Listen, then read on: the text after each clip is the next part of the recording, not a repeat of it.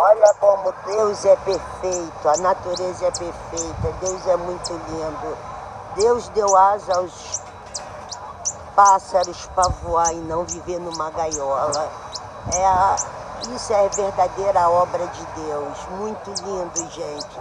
Essa é a imagem, ela em Goiás, muito lindo, lindo, lindo de se ver. Quando a gente vê uma imagem dessa, a gente só pensa em Deus, se conecta com Deus. Não crie passarinho, gente, na gaiola, deixe ele ser livre como Deus o criou. Muito lindo.